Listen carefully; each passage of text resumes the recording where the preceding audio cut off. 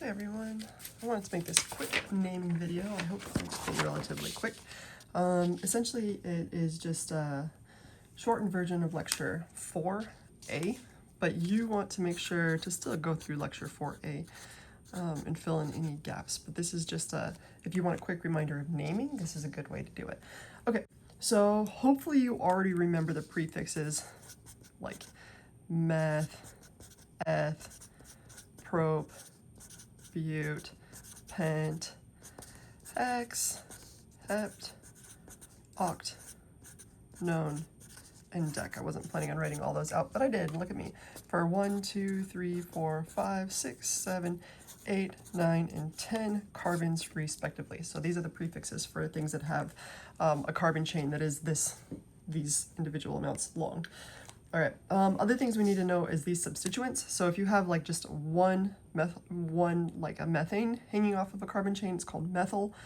If you have 3, it's propyl, 4, it's butyl, isobutyl, etc. So let's go ahead and just, I think the best way is just rip the Band-Aid off and do it. Okay, so I'm going to start with this worksheet. Thank you, Worksheet Zone. I love being able to copy stuff that other people have generously done already for me. So here we have, the first thing you want to do is look for the longest carbon chain, okay? Every time you're naming an alkane or anything, actually, you're always looking for the longest carbon chain of organic molecules. So it wouldn't be these 3, 1, 2, 3, because that's just 3. I see 1, 2, 3, 4. So you find the longest carbon chain and circling it really, really helps, because then you can see the stuff that's sticking off of it. Lower this table down a little bit. Okay, so here I have a carbon chain that's 4 carbons long, so I would call this like a butane, because 4 is but. But then I see that I have a methyl hanging off of here. Now you can label 1, 2, 3, 4, or 1, 2, 3, 4 for any given carbon chain. It doesn't matter where you start and where you end. However, you always want to start with the end closest to the first discrepancy that you come across, or the first substituent that you come across, depending on that substituent. So when we get to alcohols, that will change, but we're not talking about that yet. Right now, the first thing I come across is this methyl group that's hanging off of it. And so I want to start my numbering closest to that methyl group. So this will be my one side, 2, 3, 4. And therefore, this is 2 dash. We had a methyl group hanging off of there, butane. Okay, so yeah, just this carbon group, we call this sucker methyl. If you'd had 2 carbons, we would have called it ethyl. It's always an ol, which kind of helps, right? Okay. Then we get to this one. So we'll go ahead, 1, 2, 3, 4, 5, 6, 7 seems to be the longest chain. I could have gone 1, 2, 3, 4, 5, 6, but that's only 6. So this looks to be some kind of heptane. So it's heptane. The next question I have is what's hanging off of it. It looks to me like there's 2 carbons in a line. 2 carbons in a line like that would be like an ethane if it were alone, but it's coming off of something. This little wiggly line means it's coming off of something. This is called an ethyl group. So now I only have to worry about numbering, whether I start from 1, 2, 3, 4, or over here 1, 2, 3, 4. No matter what, I get 4. So this would be a 4 ethyl heptane.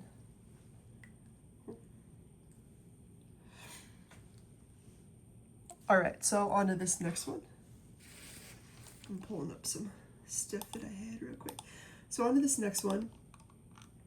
We come across this 1, 2, 3, 4, 5, 6, 7, or 1, 2, 3, 4, 5, 6, 7, or 1, 2, 3, 4, 5. All right, so here we've got a funky situation, because if we go 1, 2, 3, 4, 5, 6, 7, we have 7. And if we go the other way, we have 7. So what do you do when you have 7 and 7? Well, you want to go with the one that has the most substituents. And if they're going to be the same, which they happen to be in this situation, then that's okay. But if you ever come across a situation where you have 7 going one way and 7 going the other way, for example, you want to choose the chain that leaves you with the most amount of things attached to it. Okay? In this situation, it really doesn't matter. We can choose either one. You're welcome to check this. You'll get the same answer. So we'll highlight those 7. And now I see here we have a methyl group. and we have an ethyl group hanging off of it.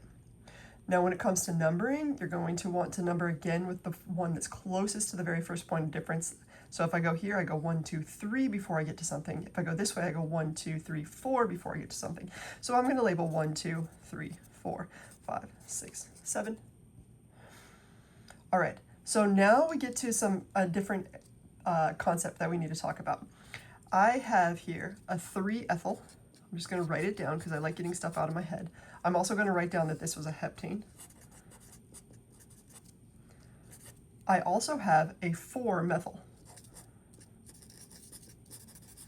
So there's a 3-ethyl and a 4-methyl. At this point, what you want to do is alphabetize these. You don't want to put it in order of the number, you want to put it in order of the alphabet. So E comes before M, and that's why I'm going to start with 3-ethyl. Then I can go on to my 4-methyl heptane. Okay.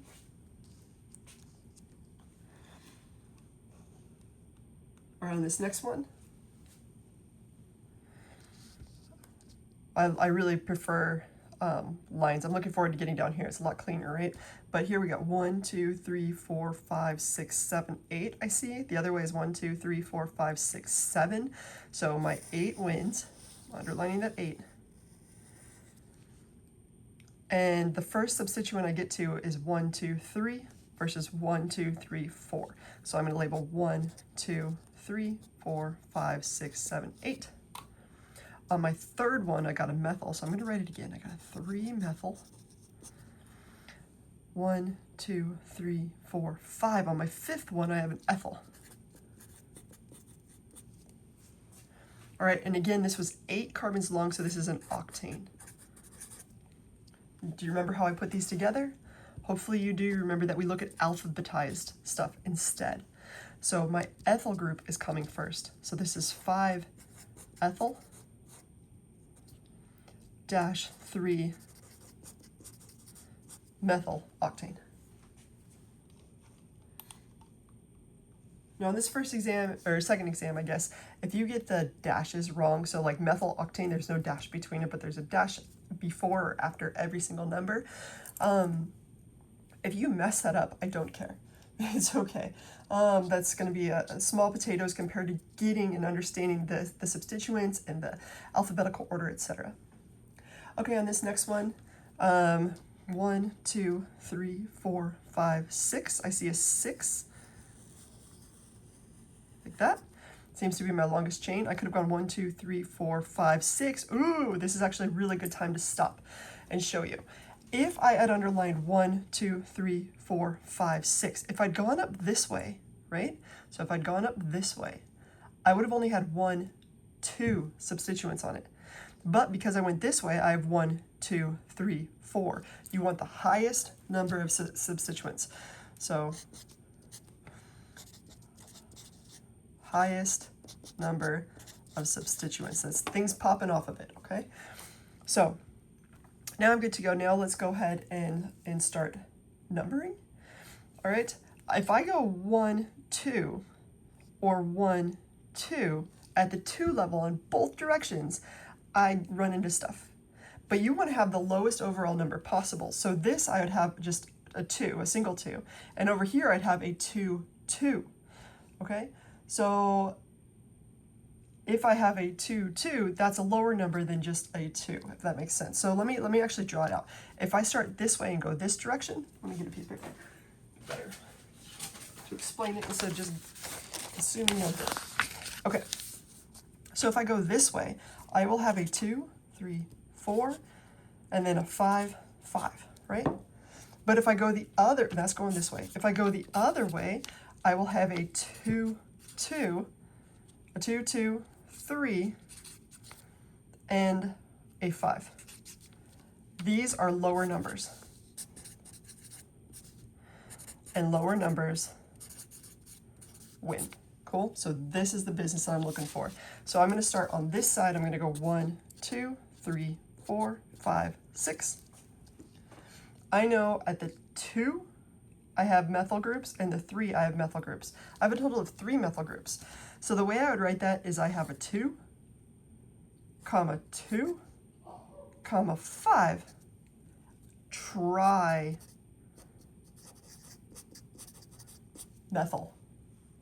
Cool. Now, I also have, don't forget, this 3-ethyl. Now, when you're alphabetizing, you're still only looking at the E's and the M's. Okay, you're ignoring the prefixes here. You're going straight for the E's or the M's. Again, this was a hexane. So I would call this thing a 3-ethyl dash 2, 2, 5 dash trimethyl hexane.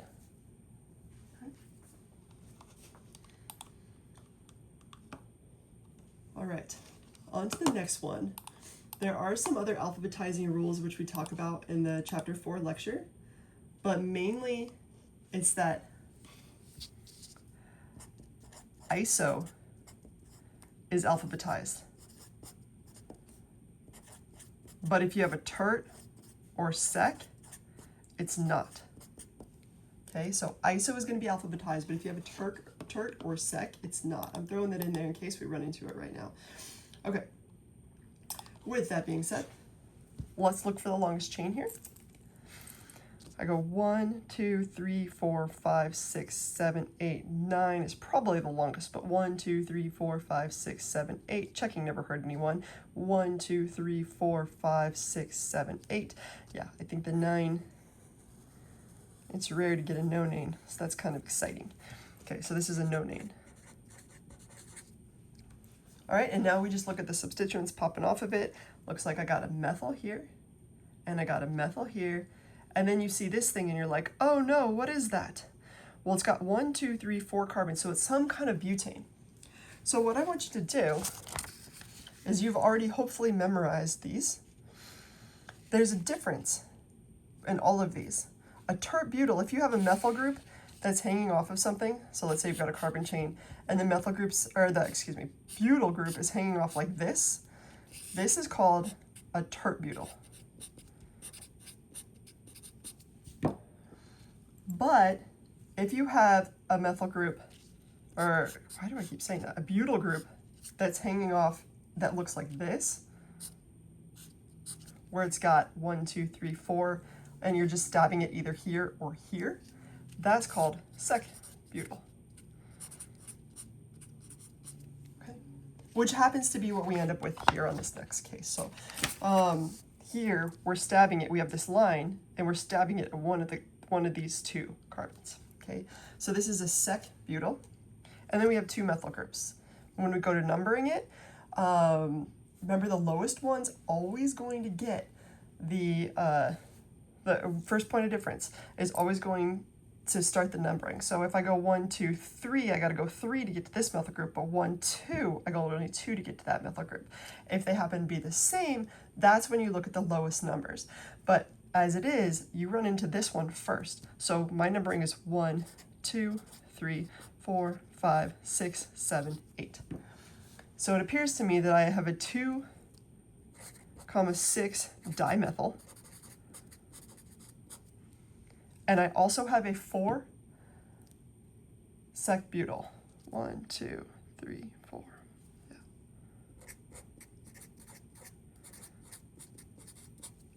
Okay. Remember, we look at the M and the B of this. We don't actually put the sec, we ignore. So sec is not alphabetized, just like the di, tri, tetra, etc. All right, so as we go to label this, we're going to say this is going to be the butyl goes first, 4 sec-butyl dash 2, 6 dash dimethylnonane.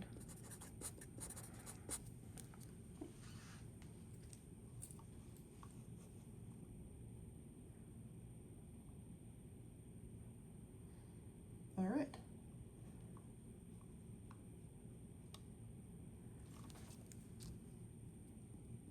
I'm looking at it, I'm like, I think I missed this carbon. This should be 5 sec-butyl. I'm sorry, guys.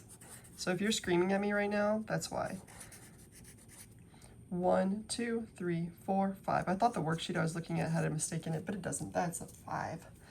All right, so 5-site butyl. Everything else applies. B before M, and that's why we label it that way.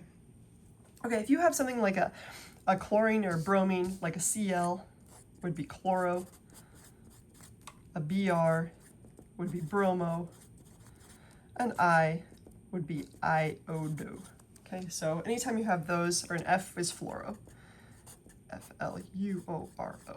Okay, so anytime you have a halogen attached to something that's an alkyl halide, that's how we'll label it. So seeing this one, I see the longest chain is 1, 2, 3, 4, 5, 6, 7, 8. So let's go ahead and underline that sucker. All right, here I go 1, 2, 3, 4, or this way is 1, 2, 3, 4. No matter what, you're going to run into something first. Okay, so each situation, they're both 4s, right? So if I go this way, it's 4. If I go that way, it's 4. So the next thing you look at, because no matter what, you'll get the same numbers. It's a 4, 4, it's a 4, 5, or it's a 4, 5. So they're the same numbers. Then you look at alphabet. This comes first in alphabet. Chloro is before an ethyl group. And because of that, then you're going to label 1, 2, 3, 4, 5, 6, 7, 8. So the 4 comes first, so that's why this is a 4 chloro, 5 ethyl. And then it's an octane, right? Octane. Okay. All right, moving on through these. Let's go ahead and count and see how long of a chain we can get. Especially these, they're hard to see. Sometimes you just want to go 1, 2, 3, 4, 5, 6, 7. But they can wrap around. So this one, 1, 2, 3, 4, 5, 6, 7, 8. That's my longest chain. Okay. And coming off that chain, hopefully you recognize this T. That's a T-butyl, or a tert-butyl, as they'll be called. You also have an ethyl group and a methyl group. Now when it comes to numbering, I hope you agree, we come to this methyl group first, going 1, 2, 3, versus here we go 1, 2, 3, 4. So at the 3 position, I have a methyl group. Again, this is an octane, I might as well write that down. This is going to get complicated. So 3 methyl. I also have a 4 ethyl.